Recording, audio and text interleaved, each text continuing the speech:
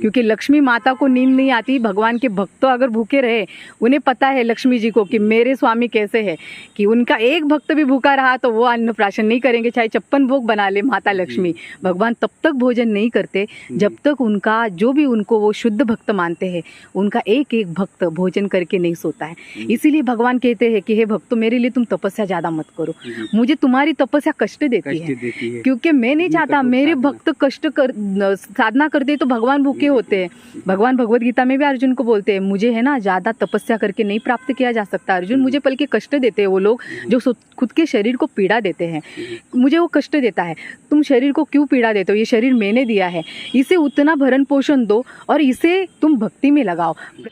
दोस्तों, वृंदावन की इस यात्रा में लगातार त्यागी, तपस्वी, महान संतों के दर्शन ठाकुर जी और राधा मैया की कृपा से हो रहे हैं। आज एक बार फिर आप सबको मैं दर्शन करा रहा हूँ अर्चिता देवी दासी जी का। जीवन के मर्म के बारे में उनका गहन अध्ययन है, गहन चिंतन है, और इसीलिए वो लोगों को समझाती रहती हैं, भक्तों को बताती रहती हैं कि कैसे भक्ति मार्ग पर चलें और कैसे हम सब का जीवन श्रेष्ठ हो सकता है, कैसे हम सब अपने जीवन का उद्धार कर सकते हैं। तो आज इन्हीं बातों पर देवी दासी जी से चर्चा होगी। और मैं ख़ास बात आपको बता दूं कि जैसे वृंदावन में, गोवर्धन में, ब्रज में, जहाँ पर भी ये टहलती रहती हैं, जहाँ पर भी जाती रहती हैं, तो धर्म का प्रचार करती हैं। साथ ही इनकी एक और ख़ासियत है कि अपने पदवेश यानी पैरों में कुछ नहीं पहनती, बस ये बोलती हैं कि ठाकुर जी जिस रज में दौड़े हैं, नंगे पाँव दौड़े हैं, उस रज में मैं कैसे कुछ पहन सकती हूँ। तो मुंबई में रहीं, मुंबई में बहुत आलीशान लाइफ रही है और सैंडल पे सैंडल चप्पलें बदलती जाती थी, लेकिन यहाँ पर आकर सब कुछ छोड़ दिया और बहुत ही शुद्ध और सात्विक जीवन व्यतीत कर रही हैं। बहुत बहुत आपके चरणों में दंडवत, बहुत बहुत प्रणाम। हरे कृष्णा, राधे राधे जी। बातचीत का सिलसिला कि जैसे जीवन हम सबका श्रेष्ठ है, तो हम सबका जीवन और कैसे श्रेष्ठ बने, तो उसके बारे में जो है आज बातचीत करेंगे। श्रेष्ठ तो बस हमारा जीवन तभी होता है जब हम भगवान के शरणागत होते हैं और जब हम भगवान की माला पकड़ लेते हैं, तब हमारा जीवन श्रेष्ठ होता है। वैसे भारत में जन्मने वाली हर आत्मा वो श्रेष्ठ है मेरे ख्याल से, तो क्योंकि भारत में जन्म है ना, हर एक को नहीं होता है। बहुत ही मतलब ऐसी आत्माएं भगवान चुनते हैं जो इस धरती पे जन्म लेगी, भारत भूमि पे। वैसे पहले तो संपूर्ण पृथ्वी को ही भारत भूमि बोला जाता था, लेकिन कालांतर के हिसाब से सब बढ़ गया। मतलब जैसे काल बढ़ता है तो सब ये हो जाता है उसी हिसाब से। लेकिन अब भारत भूमि, सनातन भूमि यही एक रह गई है हमारी, ये भारत, जहाँ पे भगवान हमेशा अवतार धारण करते हैं। देखिए बाहर इतनी बड़ी पृथ्वी है, लेकिन भगवान हर जगह पे अवतार नहीं धारण करते, वो ज़्यादा करके भारत भूमि में अवतार धारण करते हैं। हमने देखा होगा हमेशा भारत भूमि में ही भगवान के ज़्यादा श्रेष्ठ अवतार हो चुके हैं। इसका कारण है भारत भूमि में बहुत पवित्र नदियाँ हैं, साधु संतों की भूमि मानी जाती है। आए दिन भगवान के महान श्रेष्ठ भक्त भारत भूमि में अवतार धारण करते हैं, क्योंकि भगवान के भक्त भी बहुत महान हैं। पार्षद भगवान के निरंतर आते हैं, लेकिन चुनते इस भारत भूमि को है, क्योंकि ये बहुत पवित्र भूमि है, तो साधु संतों की भूमि है।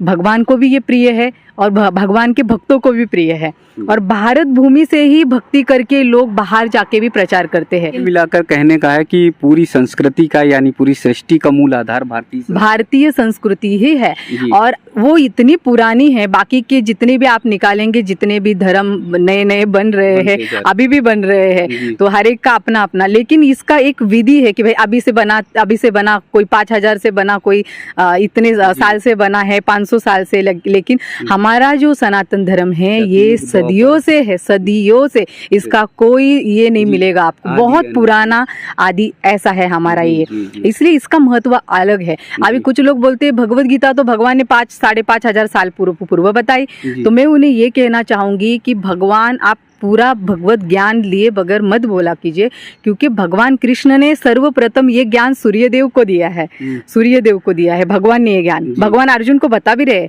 ये तुम अर्जुन पहले नहीं हो भगवत गीता सुनने वाले, इससे पहले मैं ये सूर्यदेव को, अब बताओ जो सूरज, जो इस पृथ्वी का जो मूल आधार है, पृथ्वी में जितने भी जीव जंतु, जितने भी वनस्पति, जीवन प्रदान करने वाला वो सूरज है, तो सूरज कब से होगा? उस सूर्य देवता को भगवान ने ज्ञान दिया है, कृष्ण ने। अब ये कोई साधारण बात होगी? मतलब सोचो आप, ये ज्ञान हमारा कब से है? ये सदियों से चलता आ रहा है। अब भी 5,000 पहले या 5,500 पहले हमारा नहीं, बाकियों के धर्म वो लोग के होंगे 5,000 पूर्व वगैरह, पर हमारा सनातन धर्म आदिकाल से है। सतयुग को अगर माना जाए तो 17,28,000 के करीब का है। द्वापर त्रेता अगर देखें तो 12,96,000 हाँ जी, हाँ जी। और त्रेता को अगर देखें तो 8,32,000 और कलयुग जो है 4 हाँ।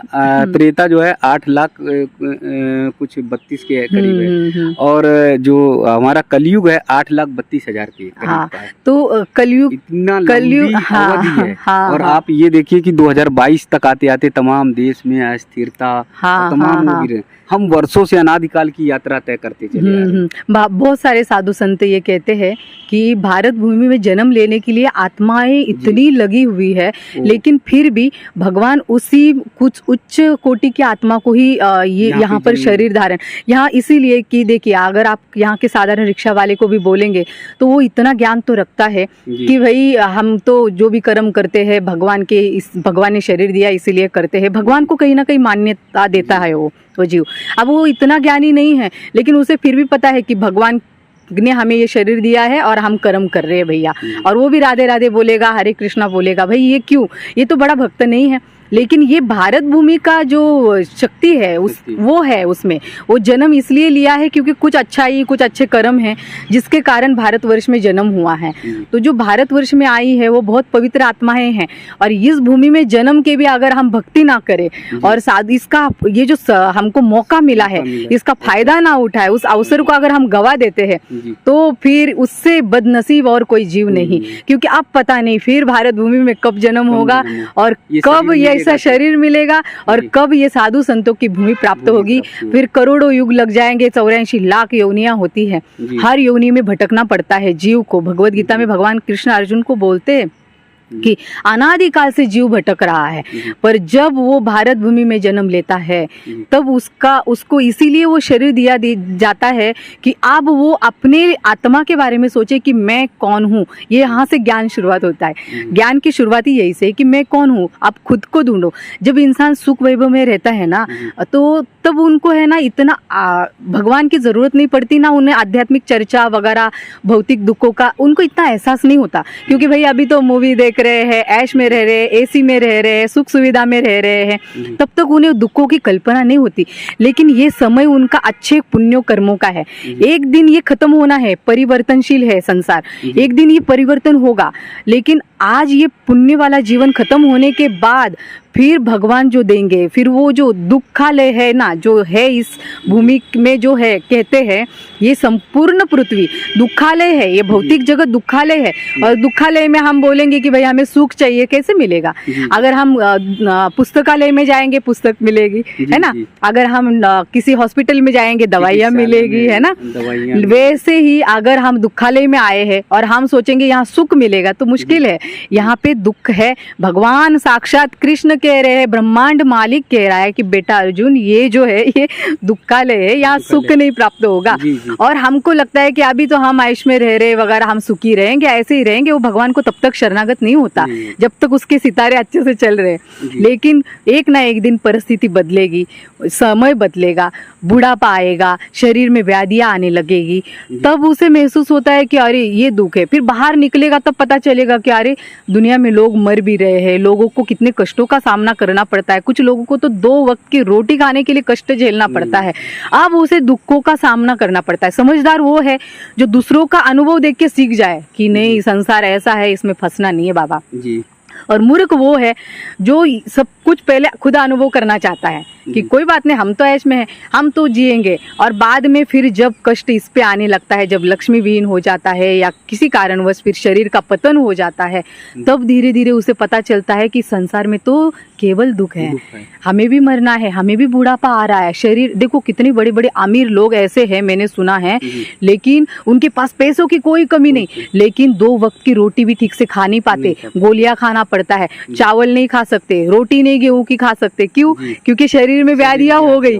पैसे बहुत है, बंगले है बहुत, सब कुछ है, लेकिन खाना अन्न जो है उसकी कृपा नहीं है, अन्नपूर्णा की कृपा नहीं है। ये क्यों? तो ये इसीलिए ये दुखालय है। हम लाख कहे कि हम बड़े सुखी है, हम कभी सुखी नहीं हो सकते, चाहे कितना भी धन आए हम दुखी रहेंगे। इसलिए देखो, जो ज्यादा अमीर लोग होते हैं ना, वो भी भक्ति में नहीं आते, धन के ऐश्वर्य के कारण। और प्राय आप देखिए, भगवान के भक्त है ना, ज्यादा करके गरीब होते हैं, एकदम से भी गरीब नहीं। भगवान कम से कम उनका अन्न भरण पोषण का, खाने पीने की व्यवस्था कर देते हैं, उतना तो कर देते हैं, क्योंकि लक्ष्मी माता को नींद नहीं आती। भगवान के भक्त तो अगर भूखे रहे, उन्हें पता है लक्ष्मी जी को कि मेरे स्वामी कैसे है, कि उनका एक भक्त भी भूखा रहा तो वो अन्न प्राशन नहीं करेंगे, चाहे 56 भोग बना ले माता लक्ष्मी। भगवान तब तक भोजन नहीं करते जब तक उनका, जो भी उनको वो शुद्ध भक्त मानते हैं, उनका एक एक भक्त भोजन करके नहीं सोता है। इसीलिए भगवान कहते हैं कि हे भक्तों, मेरे लिए तुम तपस्या ज्यादा मत करो, मुझे तुम्हारी तपस्या कष्ट देती है, क्योंकि मैं नहीं चाहता मेरे भक्त कष्ट कर साधना करते तो भगवान भूखे होते हैं। भगवान भगवत गीता में भी अर्जुन को बोलते हैं, मुझे है ना ज्यादा तपस्या करके नहीं प्राप्त किया जा सकता अर्जुन, मुझे बल्कि कष्ट देते हैं वो लोग जो खुद के शरीर को पीड़ा देते हैं, मुझे वो कष्ट देता है। तुम शरीर को क्यों पीड़ा देते हो? ये शरीर मैंने दिया है, इसे उतना भरण पोषण दो और इसे तुम भक्ति में लगाओ, प्रचार कार्य में लगाओ, जैसे हमारे शील प्रभुपाद ने लगाया। 75 ओल्ड इस उम्र में लोग कह रहे थे, अरे प्रभुपाद जी अभी तो आपकी 75 ओल्ड है, उम्र हो चुकी है, वृंदावन धाम छोड़ के कहाँ बाहर जा रहे हो? प्रभुपाद ने कहा, मुझे मेरे गुरु को मैंने ना वचन दिया है कि मैं बाहर पाश्चात्य देश में जाके प्रचार करूंगा। अरे शरीर कभी भी छूट सकता है, पाश्चात्य देश में विदेशी लोगों को आप प्रचार करेंगे, वो दारू बीरू पीने वाले, वो क्या सुधरेंगे? प्रभुपाद ने कहा, लेकिन गुरु को जो शब्द दिया है उसका पालन मुझे मृत्यु से पहले करना है। प्रभुपाद के पास पैसे नहीं थे, कुछ नहीं थे, 75 रुपए कुछ, और उन्होंने कैसे कैसे अपना वो बनाया, वीजा बनाया और चले गए मेरे प्रभुपाद। और वहां जाके उन्होंने ऐसा प्रचार किया, लड़कियां, विदेशी लड़कियां उनके सामने दारू पी देती, यहाँ तक कि वहाँ के जो हिप्पी बोलते, उनको हिप्पी लोग बोलते थे, जिनको जीवन से कोई मतलब नहीं था, काम करो, पैसा कमाओ और उड़ाओ, नशा, ड्रग्स वगैरह, और पराई स्त्री पुरुष का अवैध संबंध वहाँ तो मतलब वो आम बात है। वहाँ पे बच्चियां भी 15-14 साल की उम्र में ही वो काम उनका चालू हो जाता है, क्योंकि उधर संस्कार नाम की चीज नहीं है। इसलिए तो भारत भूमि श्रेष्ठ है। यहाँ पे हमें बचपन से ही माता पिता संस्कार देते हैं, बच्चों को संस्कार दिया जाता है कि बेटा ये धर्म है, ये अधर्म है। देखो, कर्म और धर्म में हमेशा धर्म बड़ा इसीलिए माना जाता है। लोग धर्म को नहीं मानते, कर्म को मानते हैं। ठीक है, आप कर्म को मानो, लेकिन अगर जब तक धर्म का ज्ञान नहीं होगा, हम कर्म कैसे करेंगे?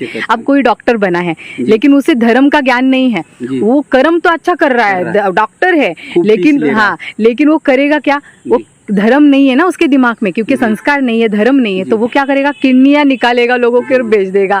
अपना डॉक्टर ही तो बड़ा इस्तेमाल कर रहा है, ऑपरेशन एकदम सक्सेसफुल है, लेकिन हाँ, लेकिन उसे एहसास नहीं होगा कि वो कर्म कितना खराब कर रहा है। कर्म तो वो कर रहा है, पर खराब कर रहा है। खराब क्यों कर रहा है? धर्म का नॉलेज नहीं है। इंसान जब पाप वही तभी करता है जब धर्म का उन्हें नॉलेज नहीं होता।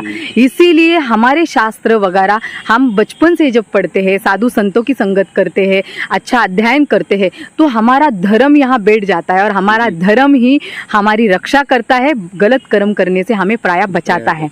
इसीलिए कर्म तो हर इंसान कर रहा है भाई, उठते बैठे न चाहते हुए भी कर्म हो रहा है, लेकिन धर्म अगर रहेगा तो आपके कर्म भी अच्छे हो जाते हैं। तो भक्तों का देखो कर्म कैसे अलग रहते। तो हमारे प्रभुपाद ने वहां जाके ऐसे हिप्पी, ऐसे विदेशी लोगों को भक्त बनाया, उनके सामने वो ऐसे पड़े रहते थे। प्रभुपाद ने पहले उनको कुछ बदलाव नहीं किया, पहले तो हरि नाम गाया, हरे कृष्णा महामंत्र अकेले गाते थे, मृदंग बजाते थे, गाते थे।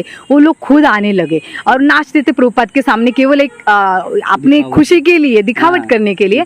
पर क्या होता था, शुद्ध वैष्णव का जो असर है ना, वो होता रहता है। प्रभुपाद ने धीरे धीरे क्या किया, खुद कुकिंग करने लगे, खाना बनाने लगे कि इनको भगवान को भोग लगाकर वो उनको खिलाने लगे। वो लोग को इतना अच्छा लगने लगा कि ये कौन है साधु, इतने भारत से साधु आते हैं, कुछ भटके हुए हैं, तो वो खुद की उनकी जिंदगी बदल जाती है वहां जाके मोह माया में फंस के, वो टाई सूट वगैरह पहनने लग जाते हैं। तो विदेशियों को इतना उनके प्रति वो नहीं था, लेकिन ये पहली बार ऐसा साधु था जिसने अपने वस्त्रों का कभी त्याग नहीं किया, अपने मूल मंत्रों का कभी त्याग नहीं किया। ऐसे मोह माया में पड़े हुए भी प्रभुपाद ने अपने धर्म को हमेशा बचाए रखा और लोगों को भी समझ, ये महान श्रेष्ठ पार्षद ही होंगे प्रभुपाद, तभी उन्होंने ऐसा किया है। और फिर वो खुद प्रसाद बनाते थे और हिप्पी जो लड़कियां लड़कों होते थे उनको खिलाते थे।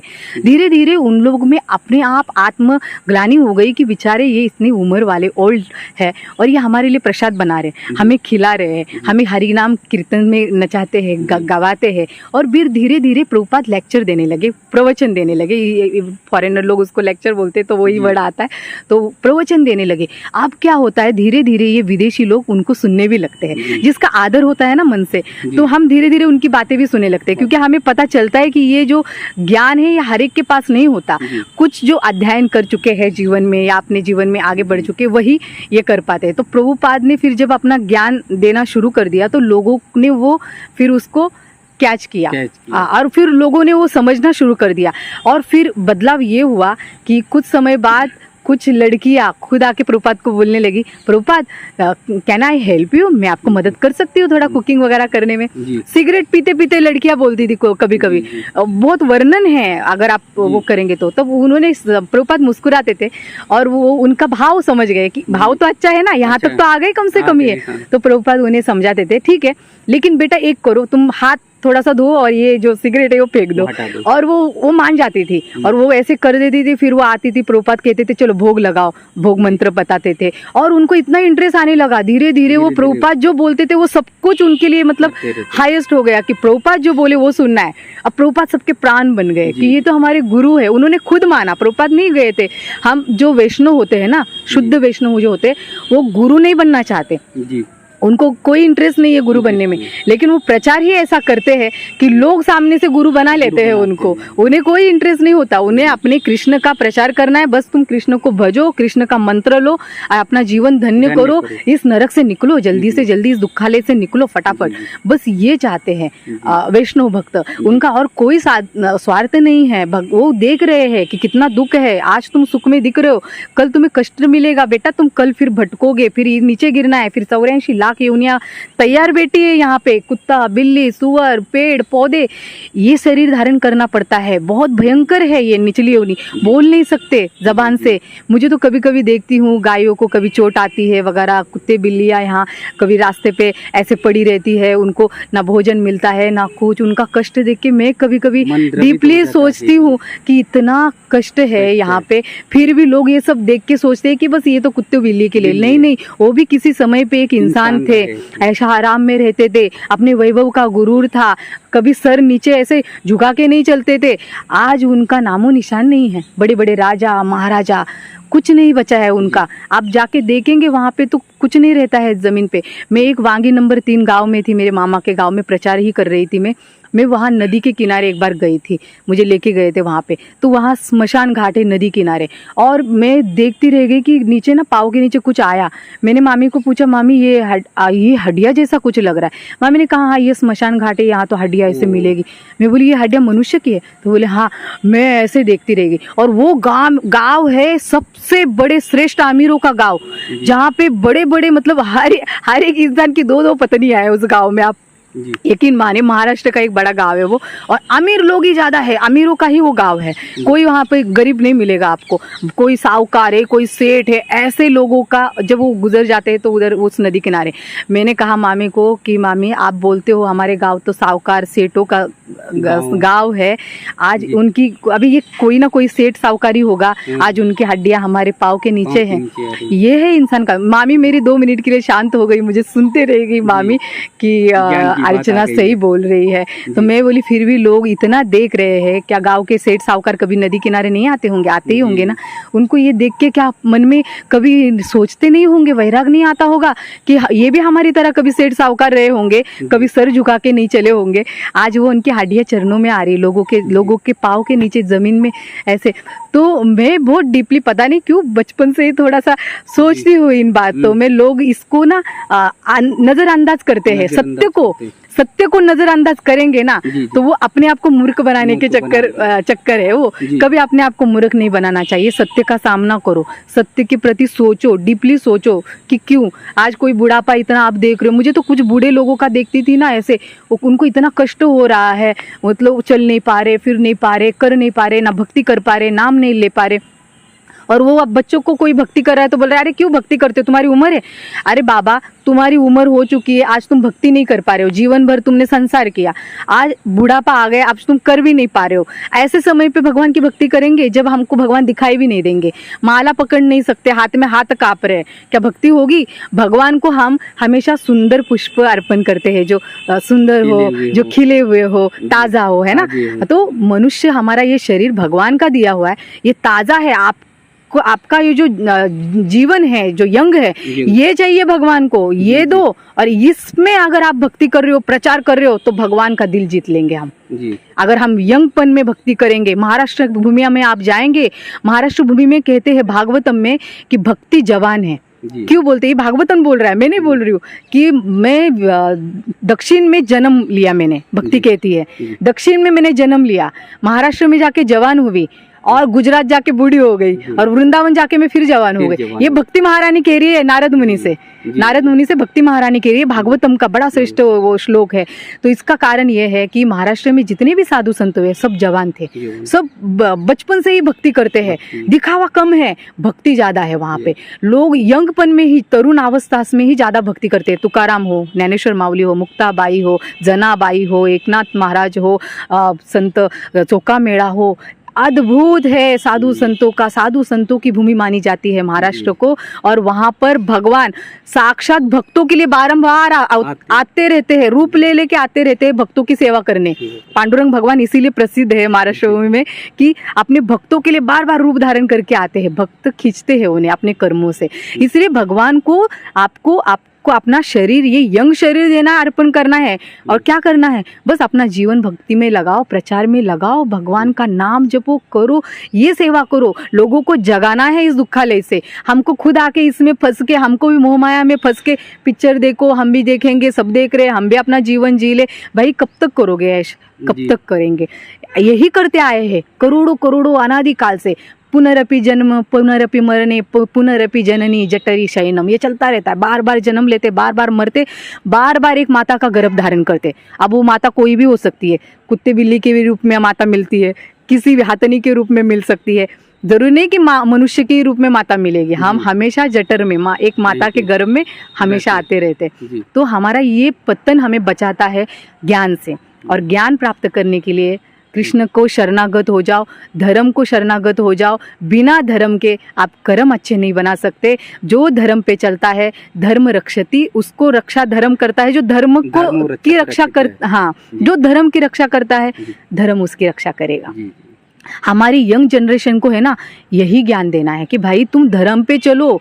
तुम ये विदेशी वगैरह देखो, विदेशी यहाँ आके भक्ति कर रहे हैं। हमारी प्रभुपाद की ऐसी कृपा हो गई, उन्होंने धोती कुर्ता पहनना चालू कर दिया, साड़ियाँ पहनना चालू कर दिया, गोपी ड्रेस पहनना चालू कर दिया। वो जो इतना मांस मछली के बिना नहीं रह सकते वो जीव वहाँ के, जरा भी नहीं, शराब वगैरह तो उनके मतलब डेली रूटीन है उनकी, वो छोड़ दिया उन्होंने। वो लोग यहाँ पे दूध पी रहे, गौ माता की सेवा कर रहे हैं। यहाँ पे जो विदेश में गाय माता का मांस खाते हैं, वो लोग के संस्कार वैसे है, वो लोग वो खाते हैं। वो यहाँ आके गौ माता के लिए रोते हैं, गौ माता की सेवा करते हैं। उनका जीवन कैसे बदल गया, ये जो है, ये हम चेतना कैसे बदली। एक महान वैष्णव अगर वहाँ नहीं जाता कष्ट लेके, हमारे प्रभुपाद अगर नहीं जाते, वो ये सोचते बैठते रहते कि मेरा तो उम्र हो गया, अब तो क्या धाम में शरीर छूट जाए, हो जाए।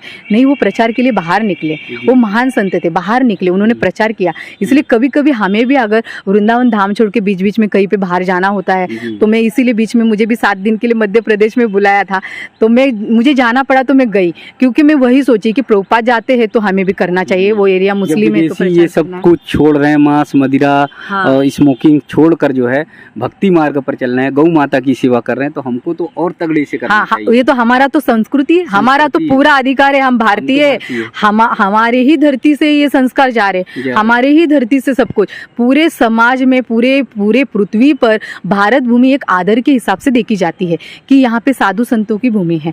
यहाँ पे ऐसे ऐसे लोग हैं जो बचपन से ही भक्ति करते हैं, पवित्र आत्माएं हैं। पहले के ज़माने में लोग जो शब्द बोलते थे उस पर चलते थे, एक वचनी लोग रहते थे, लोगों को मदद करना वगैरह, ऐसे लोग थे हमारे भारत भूमि के कि सामने वाले की मदद करने के लिए अपनी जान की बाजी लगा देते थे, चाहे उससे कोई रिश्ता हो ना हो, पर उसकी हेल्प करना, ये जो चेतना थी ये बहुत उच्च हाई क्वालिटी की चेतना थी पहले, और वो था ज्ञान की वजह से। अब ज्ञान ही विलुप्त हो चुका है, लोग पढ़ते ही नहीं। भगवत गीता रखना भी वो लोग अपराध मानते हैं। बताओ, भगवान की भगवत गीता नहीं रखते, खुद को हिंदू बोलना है लेकिन भगवत गीता नहीं रखनी है इन्हें घर में। अभी देखो मुस्लिम लोग बच्चों को टोपिया बिपिया पहनाते, बचपन से ही धर्म, अब पत्थर मारना भी सिखा देते हैं, उनका संस्कार ये है। और हम बच्चों को अगर बोले कि भाई माला जपो, ये करो, कोई वैष्णव आ गया घर पे, बेटा माला जपा, अरे अभी उम्र क्या है मेरे बच्चे की, बाबा जी बनाना चाहते हो मेरे बच्चों को? भाई तुम हिंदू हो, तुम अपने संस्कारों को पहचानो। अगर बच्चा बचपन से ही जप करेगा, कल माता पिता तुम लोग के जो जन्म है उसको सार्थक करेगा कि तुम्हारे कुल में, बोलते हैं शास्त्र, जिस कुल में महाभागवत जन्म लेता है उसके जो पितृ है ना वो हर्ष मनाते हैं, उत्सव मनाते हैं स्वर्गलोक में कि अब महापार्षद एक भगवान का भक्त जन्म ले चुका है हमारे कुल में, अब हमारा उद्धार जल्दी होने वाला है। तो वो बेचारे वो पितृ लोग भी प्रसन्न होते हैं, उस सब बधाइयाँ बांटते हैं कि अरे महान हो तुम, तुम्हारे कुल में कोई भगवान का भक्त जन्म ले रहा है, महान है, वो जप करेगा, वो साधना करेगा। केवल जप करने वाला भी मिल गया उनके कुल में तो बताओ 7 पीढ़ियां तक। और स्त्रियों के लिए तो भगवान इतने कृपालु, इतने दयालु है स्त्रियों के प्रति। कोई स्त्री भक्ति करती है भगवान की, तो उसके माता पिता की 7 पीढ़ी, और जिस परिवार में वो शादी विवाह करके जाती है वहाँ की 7 पीढ़ी तर जाती है। ये स्त्रियों को स्पेशल वरदान है भगवान का कि स्त्रियां मतलब अपने माता पिता की भी 7 पीढ़ियों का उद्धार और पति के भी 7 पीढ़ियों का उद्धार कर रहे हैं, चाहे वो लोग भक्ति करे ना करे। तो इतना बड़ा मतलब ये, अगर हमारे वजह से इतने हमारे दोनों कुलों का उद्धार होगा, या तो जीव को क्यों भक्ति करने से बचना है, क्यों इस नरक में, इस दुखालय में वापस आना है? स्त्रियों को भक्ति करनी ही चाहिए। कुछ लोग बोलते हैं अरे स्त्रियों को क्या जरूरत है इसकी, स्त्रियों को क्या करना है, ज्ञान वगैरह क्यों? देखो हमारे शिवाजी महाराज कैसे घटे, जीजाबाई जैसी माता मिली उन्हें जो ज्ञान रखती थी सत्य का, सनातन का। उसने बचपन से ही शिवाजी महाराज को सिखाया अधर्म के प्रति लड़ना है बेटा, अधर्म के प्रति लड़ना है। उस वक्त हमारे मंदिरों को तोड़ा जा रहा था, चाहे महाराष्ट्र भूमि हो चाहे भारत भूमि, कहीं पे भी हर जगह पे ये सब हो रहा था। मंदिरों को, सनातन धर्म को तोड़ा जा रहा था मुगलों के द्वारा। अगर हमारे शिवाजी महाराज को जिजाऊ जैसी माँ नहीं मिलती जो ये नहीं सिखाती कि धर्म ये है बेटा, धर्म के लिए अपना सर कलम करना पड़े तो करो। शिवाजी महाराज के पास क्या था? कुछ भी नहीं था, ज्यादा सेना नहीं थी, कुछ नहीं थी। अपने जो सवंगड़ी है, अपने सका है, उनको अपना माता का दिया हुआ ज्ञान ऐसे बताते थे शिवाजी महाराज, ऐसा प्रचार करते थे कि वो सारे जो उनके सका है जान देने के लिए कि शिवाजी तुम बोलो, केवल करना क्या है, हम तैयार हैं। और जान देने के लिए एक एक उनका जो योद्धा था हमारे शिवाजी महाराज का जान देने के लिए तैयार था उनके लिए। और ऐसे महान कुछ ही उनको लेके मुगलों के नाक में दम कर दिया, दिल्ली तक मुगल का सिंहासन हिल गया। उनको दिल्ली छोड़ छोड़ के शिवाजी के पीछे भागना पड़ा महाराष्ट्र तक, लेकिन फिर भी शिवाजी महाराज ने अंत तक ऐसा टफ युद्ध किया, उनके हाथ भी नहीं लगे। और उनके जितने हमारे सनातन धर्म के मंदिर है, हाँ मंदिर भी हमारे बचा लिए। और औरंगजेब जैसा इतना बड़ा मुगल, वो भयंकर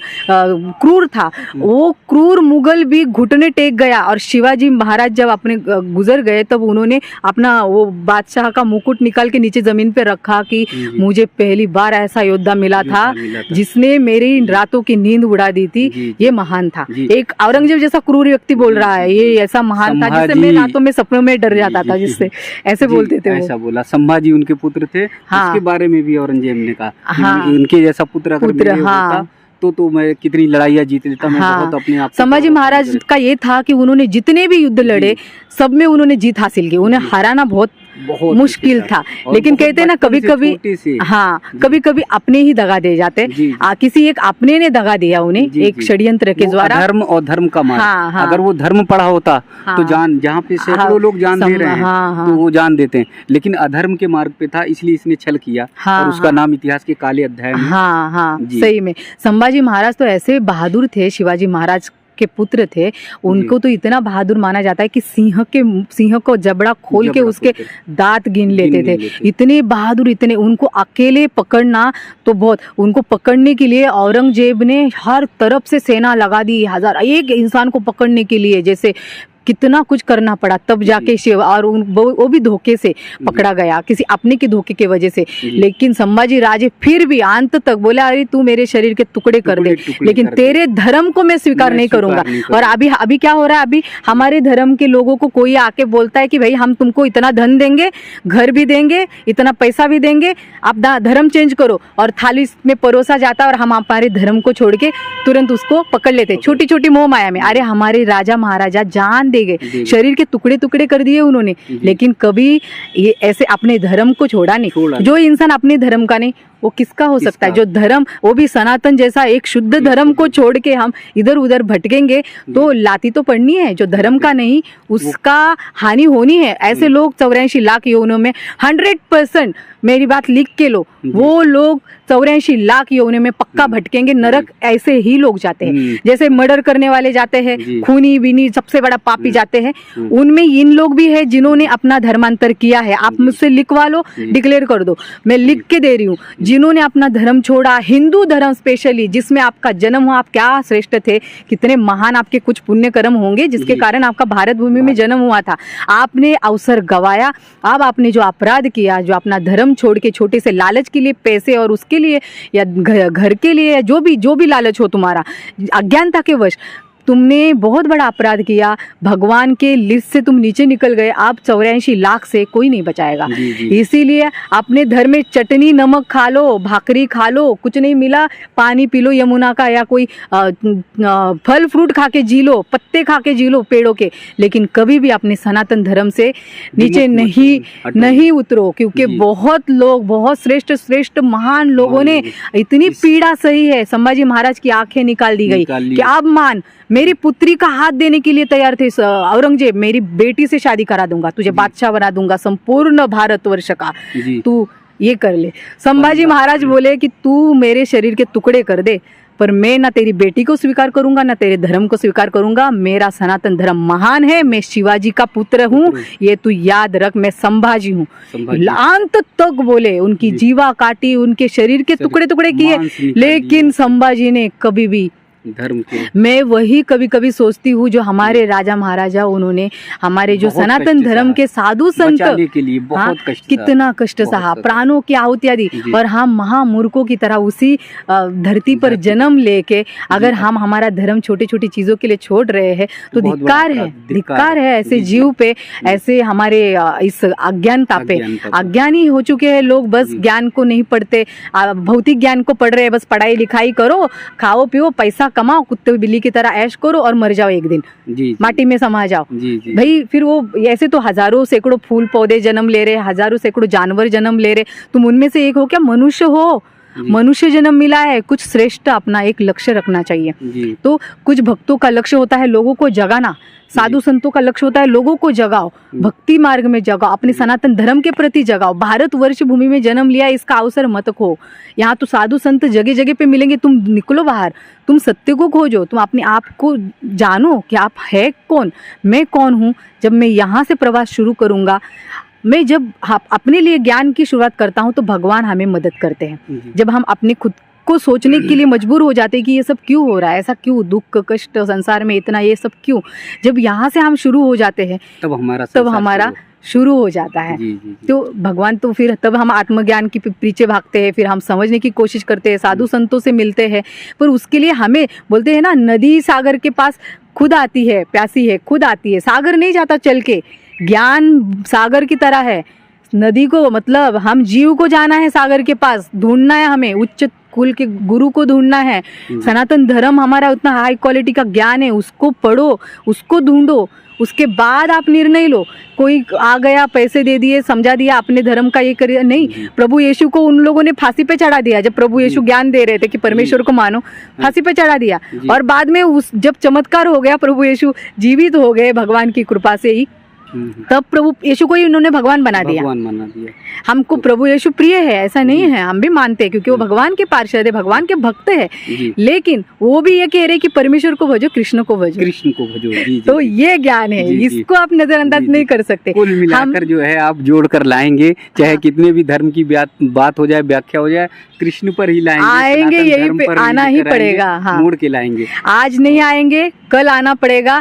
आज इस जन्म में नहीं आए, अगले कुछ जन्मों के बाद कितना भी हो, घूम फिर के आना आपको एक दिन इसी धर्म पे है। तो भाई आज क्यों नहीं, आज आ जाओ। जब ज्ञान मिल रहा है तो करोड़ों युगों के बाद आना ही है, इसी मार्ग में आना है। तब तक तो मुक्ति संभव नहीं। मुक्ति किसको बोलते हैं? वो मुक्ति नहीं कि शरीर के अंदर भगवान के समा गए और बैठ गए, वहां से भी एक ना एक दिन लौटना पड़ता है। भगवान के जो ध्यानी लोग होते हैं, ध्यान करते हैं, वो शरीर छोड़ते हैं तो भगवान के जो दिव्य शरीर है चेतनामय, उसमें समा जाते हैं। लेकिन वहां पे भी एक दिन अकेलापन लगता है, कुछ समय बाद करोड़ों युग रह रहे के उधर भी पक जाते हैं, वो उधर से भी निकल जाते हैं कि नहीं प्रभु अकेले भी नहीं रह सकते। लेकिन उनमें एक क्वालिटी रह जाती है कि भगवान के जो दिव्य शरीर में रहे हैं तो कुछ गुण आ जाते, तो वही फरिश्ते बन के या फिर वही साधु संत बन के फिर आ जाते हैं। और फिर वो जब तक भक्ति को प्राप्त नहीं करते, ज्ञान को प्राप्त नहीं करते, भगवान के प्रति शरणागत नहीं होते, अब जाके तब जाके वो भक्त बनने के बाद उनको वो सब प्राप्त होता है, भगवान का धाम।